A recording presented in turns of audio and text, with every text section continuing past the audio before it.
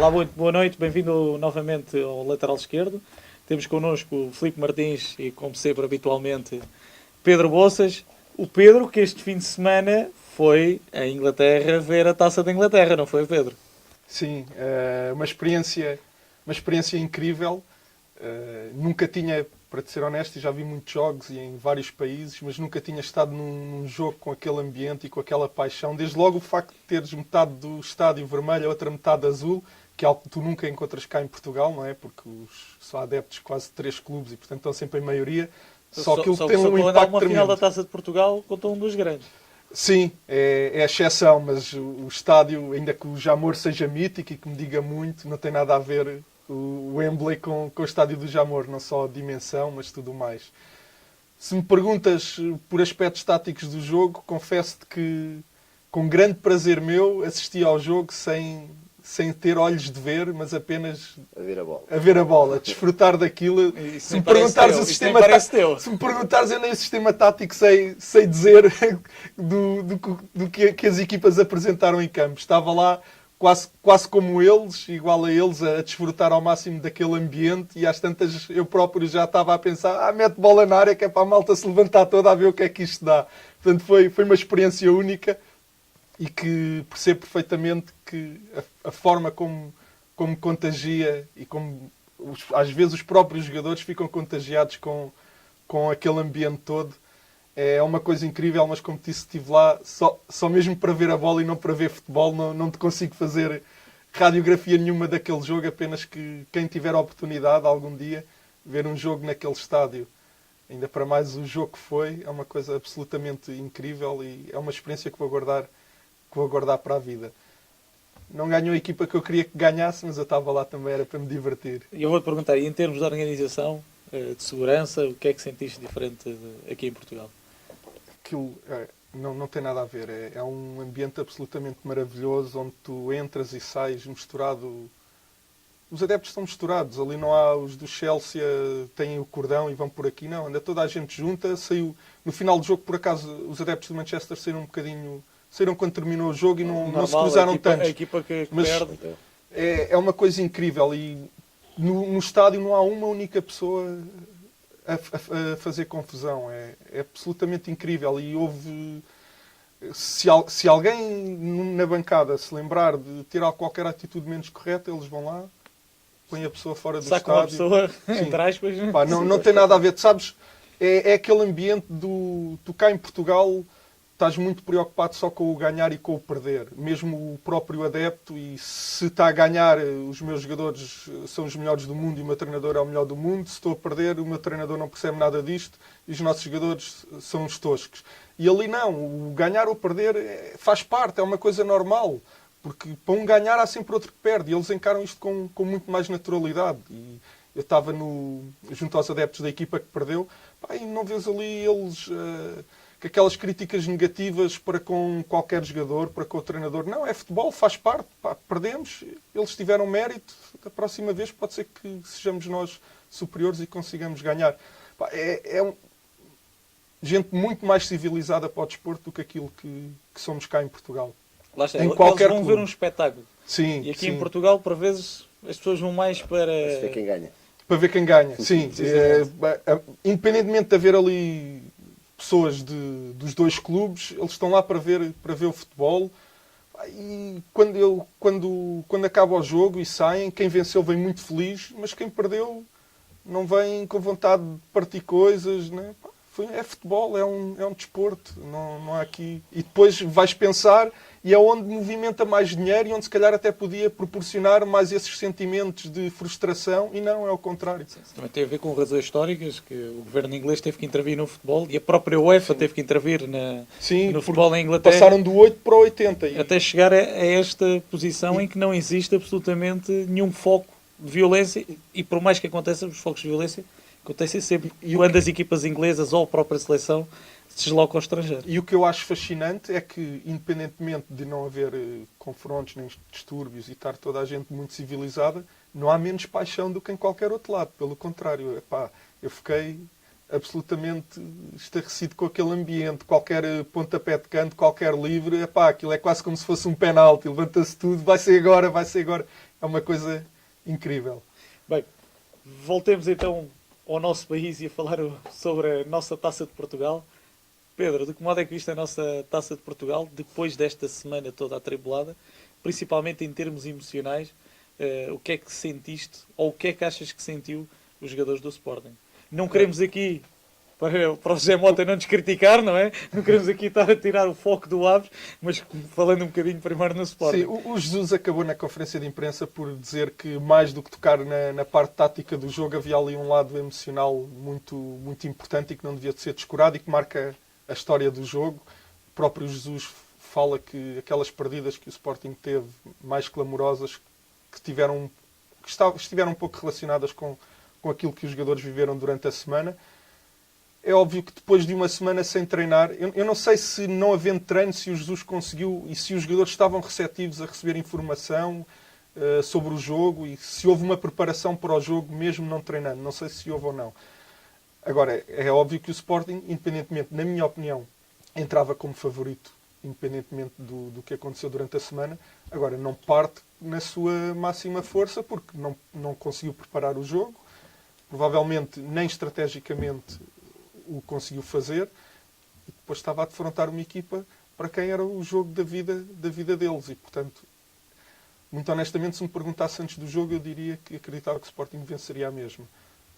Agora, tudo o que aconteceu acabou por equilibrar o jogo e tornou possível ao Desportivo das Aves conseguir uma vitória brilhante e o Guedes teve muito bem na partida. É um jogador que nós já tínhamos mencionado, um jogador que foi importante no seu percurso formativo em Portugal, que teve muito impacto no Europeu de Sub-19 e sim, talvez agora possamos olhar para ele de uma forma diferente porque ele merece. Espanhola. Sim, ele merece que olhem para ele de uma forma diferente do que fizeram, se calhar, até à final da taça. Mas era o que eu te estava a dizer. O jogo fica claramente marcado por aquilo que foi a semana que o antecedeu.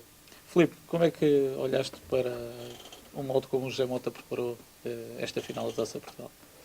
Acho que o José Mota preparou a estratégia, foi muito clara em relação àquilo que vimos no jogo.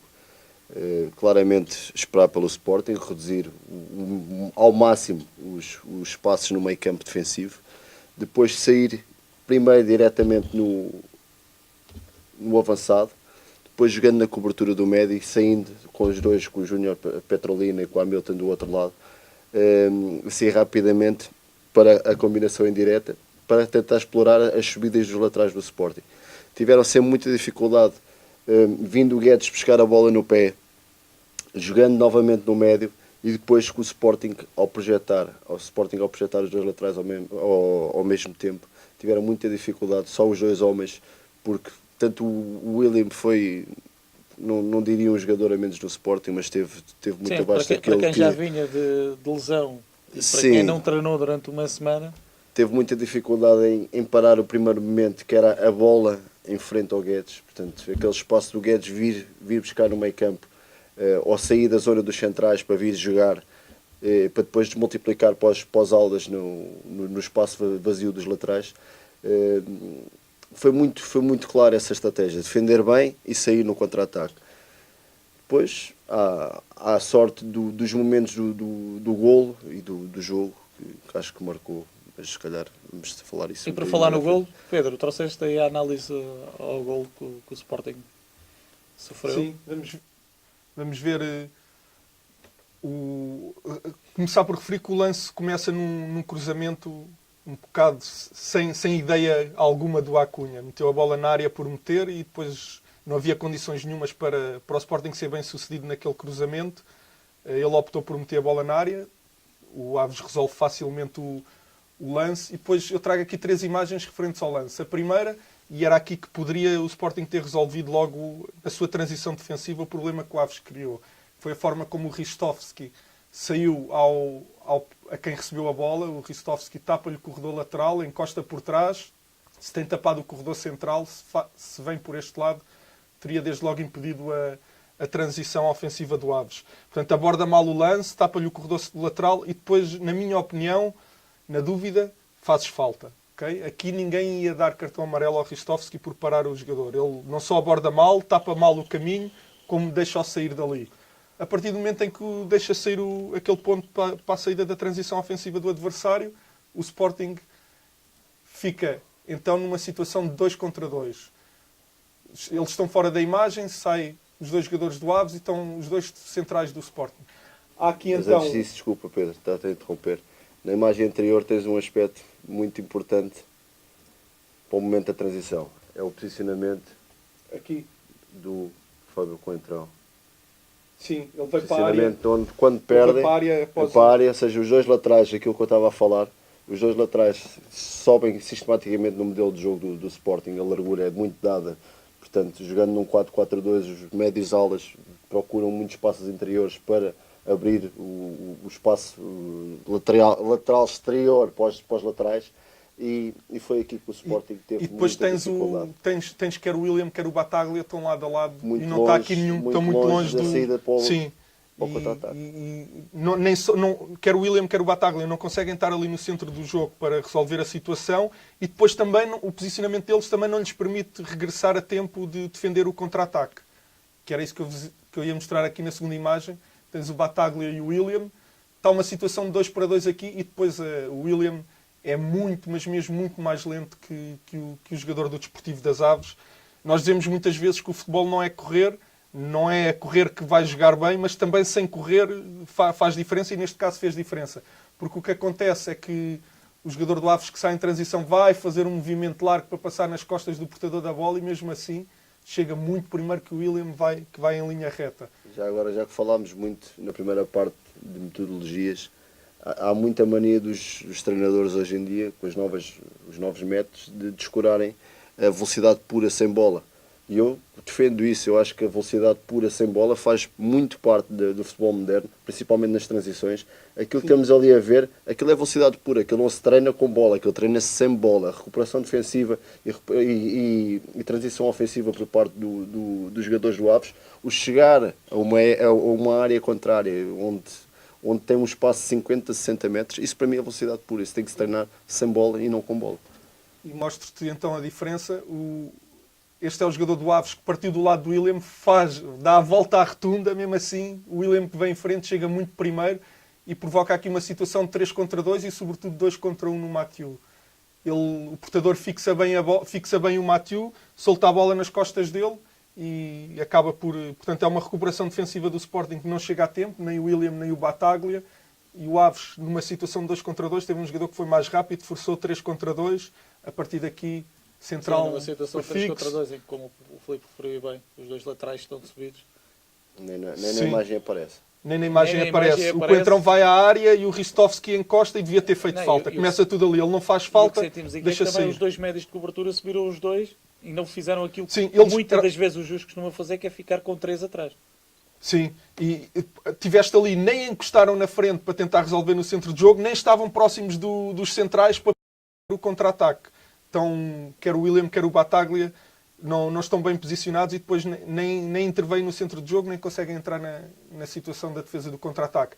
Embora, neste caso, com um jogador mais rápido, tinhas conseguido assegurar a recuperação, porque o jogador do Aves faz mais metros e mesmo assim chega muito E primeiro. na minha opinião há aqui também um erro, mas isso também tem a ver com as ideias de cada treinador. Não sei quais são as ideias que o Jorge Jesus pede aos centrais em caso de situações de cruzamento. Na minha opinião, o Coates não pode estar só preocupado com a bola. Sim, O Coates está bem que está uma situação de 2 contra 1, mas está a aparecer o apoio Ele está a do aproximar William muito. e está muito próximo do Mathieu, quando está a descurar completamente as costas. O Guedes, como é óbvio, desloca-se para o lado cego do defesa, como um bom avançado tem que fazer, e ele perde claramente a noção de onde está o marcador do gol. É algo que, por exemplo, o Filipe do Futebol Clube do Porto aqui nunca partiria deste posicionamento. Procura muito mais perceber o movimento do avançado. Ele aqui claramente encosta demasiado no Mathieu e depois quando vem a recuar para responder ao cruzamento já não chega a tempo, até porque a forma como recuas não és tão rápido quando vais de frente e acaba por fazer diferença. sei que não traz imagens, mas falando também num segundo gol que o Sporting sofre. Primeiro, muito tempo de bola, com posse de bola em fintinhas, em Rodriguinhos, do Gelson, que perde essa bola. E o Coates, que na minha opinião falha ao não dirigir o ponta de lança para a linha. Sim. E a dar-lhe o centro do jogo. Sim, aquilo é a abordagem defensiva que fazes no teu 1 contra 1, tal como o Ristovski.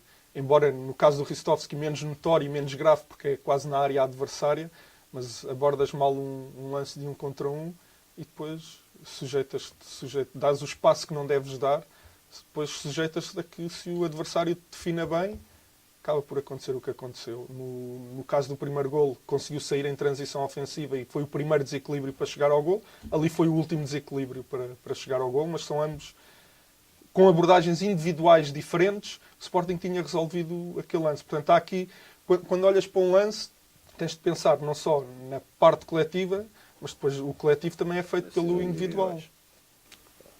E perguntar, como é que o Sporting termina os últimos 5 minutos em chuveirinho, e é aí que 5, 10 minutos, e aí cria mais perigo no final do jogo. É um bocadinho essa parte curiosa. Sim, eu acho que tem a ver o Sporting. Acabou por terminar com os 2 defesas centrais a pontas de lança. Eu acho que tem tudo a ver também com o estado anímico dos jogadores. Eu acho que não se pode só desculpar a derrota com o estado anímico e com tudo aquilo que se passou durante esta semana, mas também o que é certo é que este jogo é muito marcado por questões emocionais. O Sporting até não entra mal no jogo, até entra bastante bem no jogo. Tem duas oportunidades claríssimas pelo Gelson, que se faz, pelo menos uma delas. O jogo era logo completamente diferente, até porque o Aves tinha que se expor muito mais e iria dar muito mais espaço ao Sporting para poder explorar o meio campo defensivo do Aves.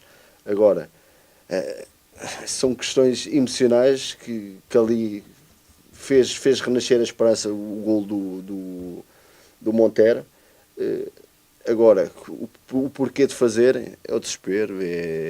Tem que ser, muitas vezes não vai lá com o violino, tem que se meter o bombo a tocar. Agora, como é óbvio, uma equipa com os pergaminhos do Sporting não pode jogar desta forma, a não ser que seja uma questão pontual, mas que se calhar foi os 10 minutos que os adeptos do Sporting se calhar gostaram mais de ver. Porquê? Porque tem a ver com aquilo que o Pedro disse, muitas vezes a emoção do adepto quer isto, quer ver a bola na área para ver se há um ressalto, para ver se conseguem chegar ao gol do empate, e foi isso que o Sporting arriscou tudo, e o Zé Mota também inteligentemente também meteu depois o Luís Filipe, salvo erro, para contrariar essa situação de chuveirinho por parte do Sporting. Pergunto, Filipe, nós temos na Liga 18 equipas, 17 defendem zona e depois temos o Aves do José Mota, que defende homem a homem campo inteiro. Eu recordo-me que eu analisei com muito cuidado os primeiros jogos do Desportivo das Aves na entrada do José Mota e aquilo causou muita dificuldade a toda a gente. Em Braga perde 2-0, mas num jogo muito complicado para o Braga. Depois vem vencer por 5-2 ao Restelo, depois vence 3-0 ao Boa Vista.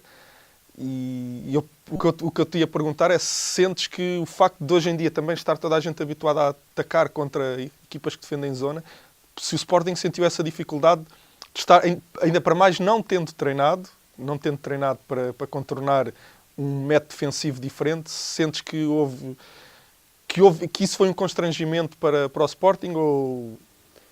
Foi um constrangimento para o Sporting por uma simples razão, porque não houve desequilíbrios. As equipas que defendem homem a homem são desmontadas através do desequilíbrio. Sim. O Sporting teve um jogo muito, muito abaixo animicamente e é preciso estarmos bem animicamente para podermos criar desequilíbrios, para termos alegria no jogo. Não foi um Sporting amorfo, tirando o Gelson nos primeiros 10, 15 minutos e também os primeiros 10 minutos da segunda parte também o Sporting entra novamente muito bem no jogo, mas depois foi-se apagando, parece que vinham picados do balneário, de tudo aquilo, mas depois parece que foram não fazes golo nos primeiros chama, 15 ou minutos. Seja, não fazes golo, o Aves vai lá na segunda vez, faz golo, na segunda parte entras com o gajo todo, passa-te a chama e a seguir eles fazem o golo, ou seja, parece que tudo caiu em cima do Sporting. E depois só voltas a ter com o gol do Monteiro e que voltas exatamente. Nesse aspecto é que me parece que pode também ter sido decisivo a semana sem Sim, treinar, sim. porque Sim, claro. vais defrontar uma equipa que defende homem a homem, podias criar ali uma progressão do central, sei de maneira diferente, central Mas progride ele para atrair tentou-se, alguém que libertasse uma várias vezes marcação. o Mathieu a aparecer. Sim, e o próprio Coates também, num e o dos próprio lances Coates. do Gelson, também é um desequilíbrio por parte do Coates, que sobe com a bola, que é muito importante, esses desequilíbrios vindos de trás para poder desmontar Aqueles pares, obrigar alguém a aqueles libertar pares, o exatamente. marcador. Mas pronto, mas o Sporting não foi muito competente em relação a isso, muito principalmente pela falta de ritmo principalmente do William, que é um jogador que consegue desequilibrar muito através do passe, que é um jogador que com o passe vertical dele consegue meter a bola em zonas entre linhas, onde podem já jogar virado para a frente. Com essa desinspiração o Bataglia não tem claramente essa qualidade de passe E decisão. Portanto, foi tudo isso e inteligentemente saiu bem. Não podemos dizer que sai sempre bem, senão o Aves não tinha tido as dificuldades que teve para se manter na Primeira Liga. São metodologias, são modelos de jogo que cada treinador tem, por isso é que o José Mota é muito preconizado com o old school, mas o que é certo é que vai levando água ao seu moinho. Vamos agora falar um bocadinho mais novamente sobre o CNS e falar aqui sobre as meias finais do CNS. Filipe, como é que viste o Farense Vilafranquense e o Mafra Leiria, que confidenciaste aqui em off que assististe ao vivo? Qual das duas equipas é que achas, principalmente Mafra União de Leiria, que poderá ir à final e automaticamente subir divisão? Eu acho que é um 50-50. Eu acho que o Mafra tem um modelo de jogo muito interessante mesmo. Mais coletivo do que o Leiria. O Leiria é capaz de ter melhores aspectos individuais. Um orçamento estratosférico. Sim, ouvi dizer que sim. Mas como se sabe, os orçamentos não ganham jogos, ajudam, mas não ganham.